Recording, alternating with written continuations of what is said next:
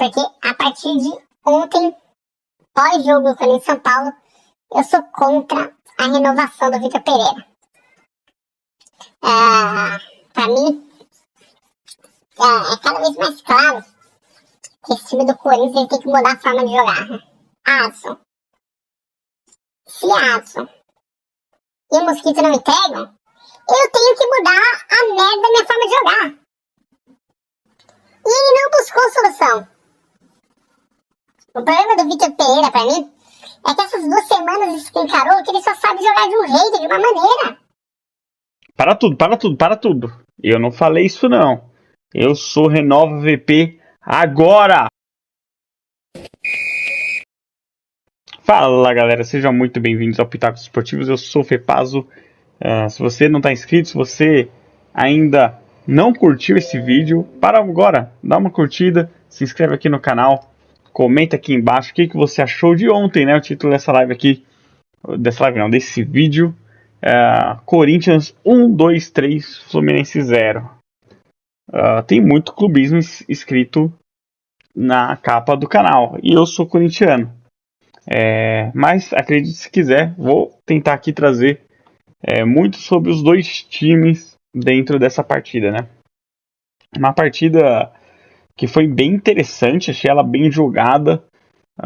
Foi um jogaço, para mim foi bem melhor que a semifinal de quarta-feira entre Flamengo e São Paulo, que foi um jogo completamente protocolar. Aqui não, aqui era um confronto em aberto, era um confronto equilibrado, e as duas equipes, se elas quisessem se classificar, elas teriam que fazer algo diferente, fora do habitual do time. E a gente só tem isso de um técnico, que é o Vitor Pereira, porque a gente precisa abrir esse vídeo falando sobre o Fernando Diniz. Fernando Diniz, ele adorado por muitos, odiado por tantos outros, né? Ele é muito peculiar, né? O Fernando Diniz, ele é um técnico muito diferente do habitual aqui no Brasil, né? Porque ele tem um estilo de jogo muito próprio e ele impõe isso em qualquer time que ele assuma. E pra mim ele é um seriado do Chaves, né? Você assiste e sempre dá risada, né? Você sempre sabe o final e mesmo assim se diverte, né? O Diniz é isso, cara. O Diniz é isso em qualquer time que ele assuma. É um estilo que no começo sempre dá certo, mas algumas coisas que acontecem fazem com que as coisas comecem a dar errado. E não é só no Fluminense que fez isso. No São Paulo aconteceu, no Atlético Paranaense ele quase foi rebaixado. Então assim, é algo que está sempre constante. No próprio Fluminense, né, ele quase foi rebaixado. Tem algo que está sempre constante na carreira dele, né? Essa gangorra que é o trabalho do Diniz, né? E ontem, para mim, ficou muito claro o motivo, né? O Corinthians, e aí a gente vai ter que falar 2 vezes ao mesmo tempo, o Vitor Pereira se preparou para enfrentar esse jogo. Ele se preparou, deixa eu baixar só um pouquinho aqui, ele se preparou para enfrentar esse time do Diniz. Ele teve tempo para treinar, né? E algo que eu cobrei muito, né, nos jogos contra o Inter de São Paulo, ele mostrou algo diferente. Parabéns, PP. Aqui, ó. Parabéns, Vitor Pereira. Parabéns, Vitor Pereira. Uma partida fantástica do Corinthians. E o que o Vitor Pereira fez? O Diniz vai querer sair com a bola? Vai mesmo na nossa casa? Vamos pressionar a saída de bola dele. Vamos colocar a quantidade de jogadores que o Diniz coloca no campo de defesa para fazer as saídas. E fez isso. Eu falei isso aqui no jogo contra o Fortaleza. Nem o Diniz sabe como ele ganhou esse jogo. Eu falei isso aqui, porque eu coloquei no começo do vídeo aí, na montagem, eu falando que eu não queria renovar com o VP, porque eu errei, né? Eu errei na análise do jogo contra o São Paulo. Mas tem muitas coisas que eu falo aqui nos vídeos que eu acerto, cara. O Corinthians segue sendo dependente de Renato Augusto e que o Diniz virou o dinizismo porra louca de novo. É um time porra louca. Então assim, na hora que o Corinthians aperta, na hora que o Corinthians começa a pressionar com a mesma quantidade de jogadores, Cara, o Diniz não tem outra jogada, ele não tem outro artifício, ele só sabe jogar de um jeito, ele só sabe treinar de um jeito. E aí fica esse enrosco, cara, fica esse enrosco. É inviável um time do Diniz, cara. Ele não ter uma forma de jogo, outra forma de jogo, é um problema constante na carreira dele. Então você joga pressão, o time dele não é acostumado a sair de pressão desse jeito. Aí os caras falam, quando o Diniz saiu do modelo dele, ele tomou o gol, né? Que foi no chutão ali do Fábio pro gol do Renato Augusto. E aí é a minha discordância. Não é que ele saiu do estilo dele. É que simplesmente ele não treina uma saída numa bola longa. Não é toda hora que tem que sair tocando. Ou você já viu, você que assiste futebol, você já viu De Bruyne entrar na grande área e pegar a bola do Ederson e começar a sair jogando? No City. Você já viu o Salah indo pegar a bola no Alisson para sair jogando? Você já viu o Neymar pegar a bola com o Donnarumma ou o Messi na época do Barcelona, com o Valdez, com o Ter Stegen, ou agora com o Donnarumma, indo pegar a bola no goleiro e sair jogando num tiro de meta? Isso não existe, gente. Não existe, cara. Então, assim, o Diniz, quanto mais é pressionado, mais ele coloca os jogadores no campo de defesa. E eles têm que sair tocando de um jeito meio maluco e correr o campo inteiro, o time em bloco, para fazer o gol. Não tem time fisicamente que suporte isso, pô. Fisicamente. E não é possível que só treine uma maneira de jogar. Não é possível. Nunca vai ser campeão assim, Diniz. Só pensa de um jeito, cara. É inflexível. Uma pessoa que é inflexível não vai a lugar nenhum, cara. Porque ele odeia a mudança, cara. Ele odeia a mudança. Aí o Corinthians chega na pressão, igual fez ontem. Aí ele fica lá. Não sei o que fazer. Toca a bola, toca a bola. Não é assim, cara. Não é assim. Enquanto o Diniz for desse jeito, não entender que tem hora que tem que dar chutão e treinar o time para dar chutão, porque claramente o time não treina isso, né? Fica completamente avoado, né? O primeiro gol mostra muito isso, né? O Fábio dá o chutão e ele fica fora do gol. O meio-campo do Fluminense ficou olhando a bola partindo para a cabeçada do Balbuena. Ficou olhando, eles ficam olhando, totalmente desprotegidos. Não é só o Wellington que falha no lance. A dupla de zaga tá dormindo na hora do gol do Renato Augusto. O Balbuena dá a cabeçada, o Roger Guedes dá um toque de primeira, e aí o Renato, vamos combinar. O Fábio deu chutão, tava o time inteiro do Fluminense no campo de defesa. Como que o Renato pega sozinho essa bola, gente? Isso é um problema tático, isso é um problema coletivo, isso é um problema do time, não é um problema individual. É um problema de treino. O Diniz só treina de um jeito. E tem um negócio que o Arnaldo Ribeiro fala muito, que os reservas, quando entram no Fluminense, não conseguem jogar do mesmo jeito. E é verdade, cara. É verdade. O estilo dele exige um treinamento muito forte com 11 jogadores. E ele só treina com 11. Quando ele perde jogador, ele tem muito problema, cara. Ele não consegue ir por altura. Porque o jogador reserva não está acostumado a jogar do jeito que o time titular joga. Então entram sempre numa rotação abaixo. E aconteceu isso ontem com o Wellington, com o Martinelli, que até agora tá jogando mais, porque o Nonato foi embora. Felipe Melo ontem entrou numa rotação baixíssima. Não à toa fez o gol contra no final. Então, assim, se ele não repensar a carreira, se ele não repensar métodos de treino, ele vai ser sempre esse professor pardal, cara. Porque no fim ele é um professor pardal, que só sabe jogar de uma maneira e que quando perde é sempre esse vexame. Ou vocês esquecem como o São Paulo foi eliminado na Libertadores, perdendo de 4-2 para a LDU? Talvez a única eliminatória a única eliminação não vejatória do Diniz foi no próprio São Paulo na Copa do Brasil contra o Grêmio, mas perdeu o brasileiro de maneira vergonhosa. Um campeonato na mão e o Diniz conseguiu perder, cara. Porque ele não vai contra as convicções em momento nenhum. Ele sempre tá certo. Não é possível, Diniz, que você acha que você sempre tá certo, cara. De 2016 até 2022, você tá sempre certo, velho. Porra, você é o rei da razão, então. Você vê, 9 minutos, eu quase não falei do Corinthians ainda, eu sou corintiano.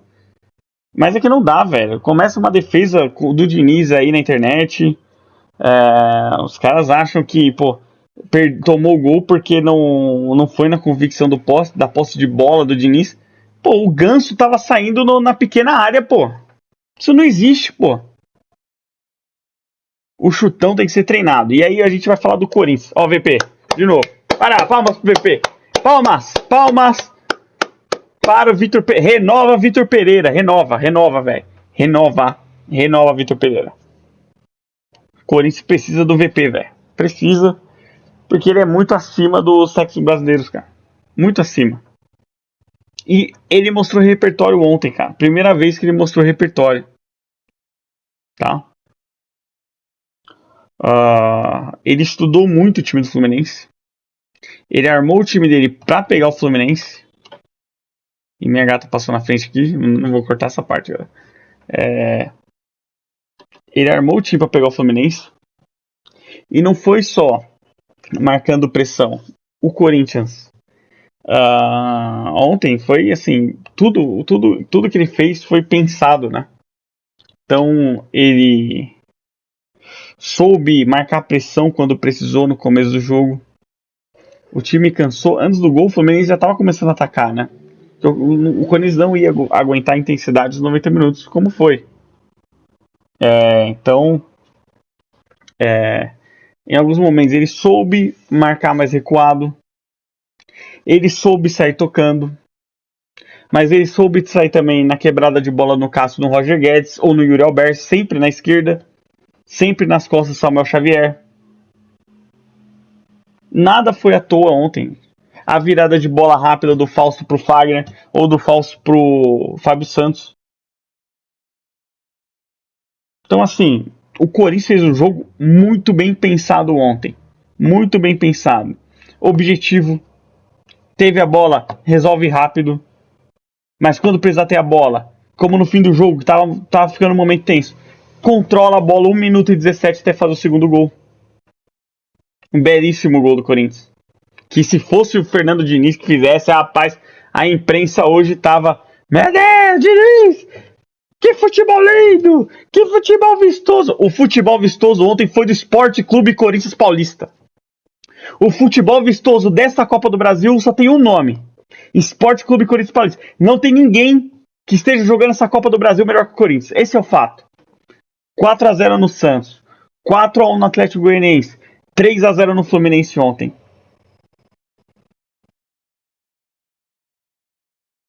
O time consolidado na Copa do Brasil. É disparado o melhor campeonato do Corinthians no ano. Jogando muito. Tá jogando muito. Entendeu a competição. Entendeu o que precisava para a competição. E no momento que estava mais desfalcado, ou que tinha mais problemas, aí teve a sorte de enfrentar o Santos e o Atlético Goianiense, entendeu? Mas soube jogar, principalmente o Atlético Goianiense na volta, que era um jogo tenso. E aí é a principal diferença do time em relação aos outros anos, né? Como tem cara que decide, né?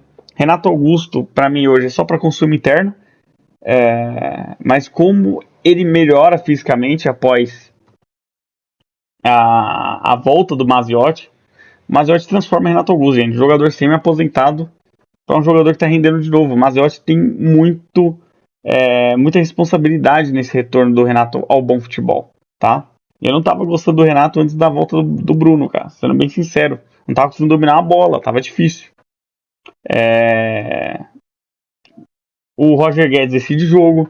Fez o gol lá no finalzinho, na volta. No jogo de ida no Maracanã. O Yuri Alberto tem 5 gols aqui até agora. Mas ele sempre tá na criação da jogada. O terceiro gol passa muito pelo pé dele. O segundo gol passa pelo pé dele. O Fábio Santos foi um senhor jogador ontem. Um senhor jogador. Ele tem que renovar, cara. Tem que renovar porque o banco é o Piton. E o VP se declarou pro Vitor ontem, pô.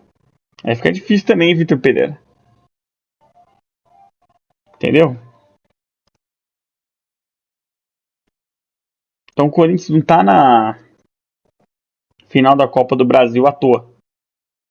Não tá. Não tá. Fez por merecer a competição inteira e é o futebol mais bonito da Copa do Brasil. Mais que o do Flamengo, cara. O Flamengo não jogou bem com o São Paulo. Em nenhum dos dois jogos. Foram o primeiro jogo, aí foi muito no talento dos jogadores. E o segundo jogo foi aquele jogo que não precisava ter acontecido. Foi um jogo protocolar. No de ontem, não. Foi um jogo tenso, que apesar da minha crítica ao Diniz, foram duas equipes que disputaram, principalmente no primeiro tempo. Acho que teve um momento ali que o Fluminense cresceu na partida, mas no segundo tempo o Corinthians, pô, mesmo quando não estava com a bola, ele não sofreu em nenhum momento, cara. E com a bola, olha, o que o Corinthians perdeu de gol ontem era jogo para ter sido 4-5-0. Desculpa, torcedor do Fluminense, que acha que 1-0 foi de acordo. O Duqueiroz perdeu um gol lá que era para ele ter tocado no Mosquito. O Yuri Alberto perdeu um gol na cara. O Roger Guedes perdeu um gol inacreditável. Perdeu 3 pra mim. O Roger Guedes, pô. O Roger Guedes, bate de chapa, Guedes. Só bate de peito de pé. É lógico que a curva vai fazer pra lá, pô. Você tá batendo de 3 dedos, pô. Bate de chapa, pô. Muda um pouco a batida também. Entendeu? Então, o Corinthians é louvável. A Copa do Brasil do Corinthians é louvável. E o torcedor pode se empolgar porque vai fazer uma final super justa com o Flamengo, cara. E eu não consigo prever, sinceramente, agora favoritismo. A gente tá um mês do jogo. Seria leviano eu chegar aqui e falar, ó, o Flamengo é favorito pelo elenco. Mas a gente não sabe como os dois times vão chegar lá. O Flamengo, cara, os jogos são dia 12 e 19 de outubro. E 10 dias depois já tem final de Libertadores contra o Atlético Paranaense. E aí? Como vai estar a cabeça do Flamengo pro jogo da volta? Principalmente se for em Itaquera. Vai ser o vídeo de terça aqui do canal, inclusive, falando sobre o mando de campo e o que eu acho no que isso pode fazer. Né? Não é uma análise do jogo, né, do pré-jogo, mas é algo importante. Vai ser uma decisão importante essa do mando, até porque o Corinthians está fazendo por merecer o mando em Itaquera. Tá jogando muita bola na Neoquímica Arena. Então, é isso. Baita jogo do Corinthians. Jogando de várias formas durante o jogo e executando tudo 100%. Alguns jogadores podem não ter rendido com a bola, mas sem a bola se entregar de corpo e alma. É o caso do Duqueiroz, por exemplo. E aí eu acho que o VP tem que fazer um trabalho muito pessoal nele, ali no Rony. Eu acho que os dois têm problemas muito parecidos. O Du é mais talentoso que o Rony, mas de trabalho de tomada de decisão. O Du, como primeiro volante, como ele só vai tocar, ele faz melhor. Mas o segundo volante, pisando mais na frente, ele erra muito passe e ele não sabe chutar no gol, gente. Então tem que ter um trabalho ali com ele para melhorar esses fundamentos que em tese seriam meio básicos, mas a base do Corinthians sempre sobe com esses problemas, cara. Sempre sobe com jogadores que não conseguem chutar no gol, pô. Não conseguem trocar um passe, pô. E aí vocês vêm falar mal do Adson, pô. O Adson entrou ontem e fez as duas jogadas dos 2 gols, pô. Do segundo e do terceiro. Essa má vontade com o Adson também é dura, viu, torcedor do Corinthians? É dura. Ele é muito mais jogador que o Mosquito, velho. Muito mais jogador que o Mosquito. Mas espero, agora sim, falando já contra o Flamengo, que o Corinthians repense a forma de jogar. Ouviu, Vitor Pereira? Porque o Flamengo joga com 4 no meio, se nada acontecer. E eu acho que eles podem ter superioridade se o Corinthians não mexer. E eu acho que a volta do Maicon pode ser fundamental para essa mudança de esquema tático do time do Corinthians. Beleza? Não esquece então de seguir, de curtir, de compartilhar com seus amigos. É muito importante que chegue mais gente esse vídeo aqui. Combinado? Nos vemos então na segunda-feira. Não sei que eu assista algum jogo que eu ache importante fazer pós-europeu ou nacional. Mas se não, só segunda. Beleza, galera? Com a análise da rodada, igual eu fiz segunda passada. Aí foi um vídeo longo, mas um vídeo que dá pra comentar bastante sobre sobre o Brasileirão. Fechado? Um grande abraço, valeu, falou, até mais. Vai, Corinthians!